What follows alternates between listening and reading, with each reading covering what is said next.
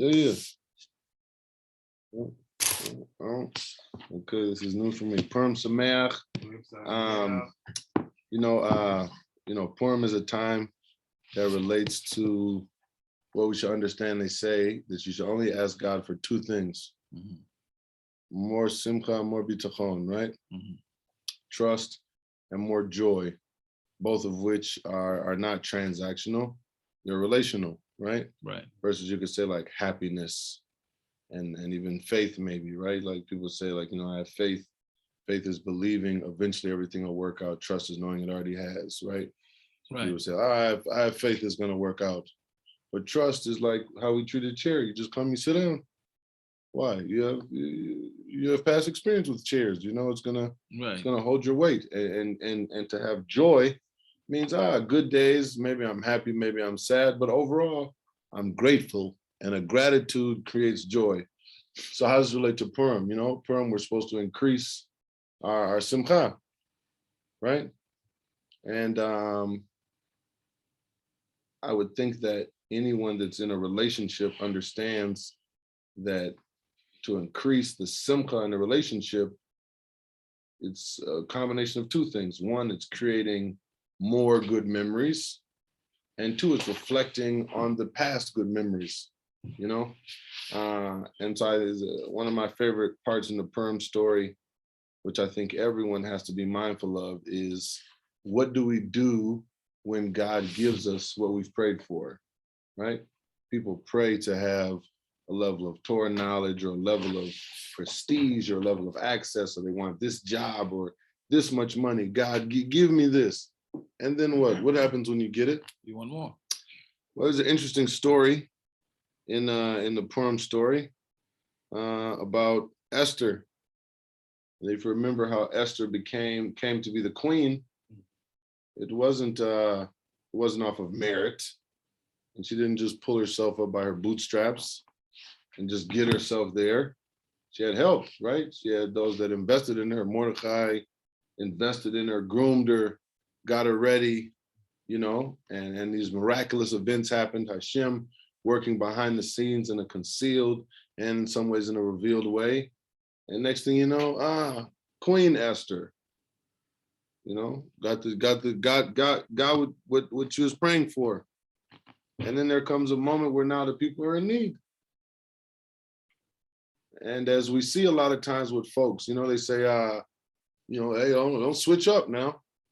Don't forget where you came from, right? You see people that naturally have a tendency, that was my past. I'm not like that anymore. I don't talk to certain people. You see people that elevate in life, and it's one thing to transition who you are, but it's another thing to forget where you came from and to alienate yourself from the very situation that God used to elevate you. So we see here in the fourth chapter, in the 12th, it says they related Esther's words to Mordecai. And in essence, Mordecai's like, yo, we need help. And Esther's like, it's not a good time. Maybe later I'll be able to help. But now it's not a good time. And so he's like, no, we need help now. We don't have time. You need to do what you can do. We need you to pull your strings. And she says, yeah, it's not a good time. And so, the people go back and tell Mordecai, hey, Esther said, not a good time. You ever been in an emergency, you call somebody, it goes to voicemail and they text, I'll call you back or whatever. And you call back again, like, no, this is not one of those callbacks. It's the answer. I'm outside, whatever it is. And so it says, I can read it to you in the Hebrew, but I mean, the English is clear enough. It says, they related Esther to Mordecai. Then Mordecai said to reply to Esther, do not imagine in your soul that you will be able to escape in the king's palace any more than the rest of the Jews. For if you persist in keeping silent at a time like this, relief and deliverance will come to the Jews from another place, while you and your father's house will perish. And who knows whether it was just for such a time as this that you attained the royal position.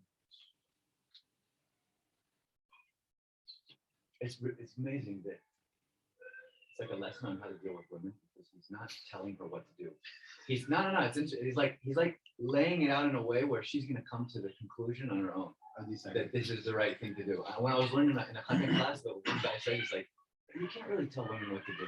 You kind of have to like put the information out there and then trick them into thinking it was their idea, and then they do it. 100%. This is Mordecai is doing this right. So the takeaway is to each of us and all of us, we're all hit different positions and different levels, and Esther had a crossroad, I suppose, of like, well, what do I do now?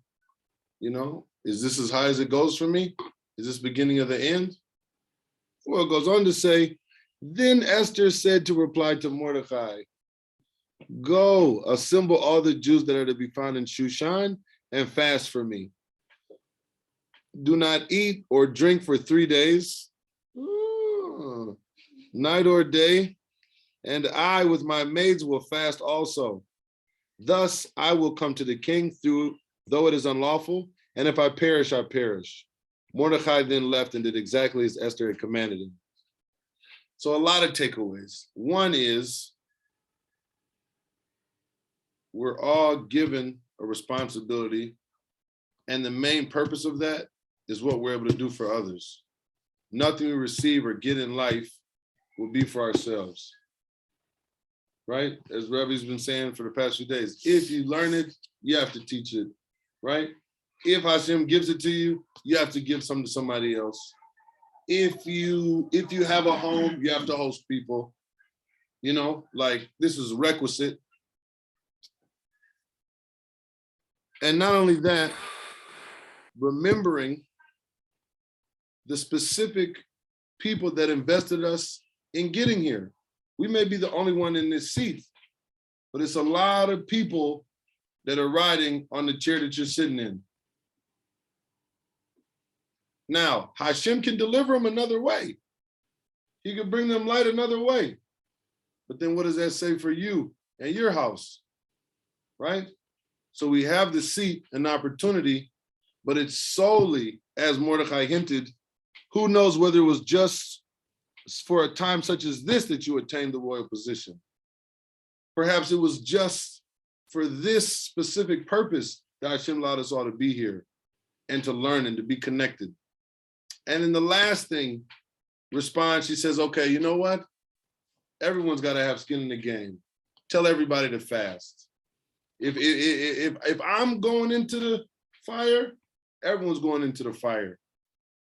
So y'all fast, I'm going to fast, which shows you an example of leadership. Don't have anyone do what you're not willing to do. Don't ask anyone to do what you're not willing to do yourself. And don't follow anybody that's not willing to do what they're asking you to do.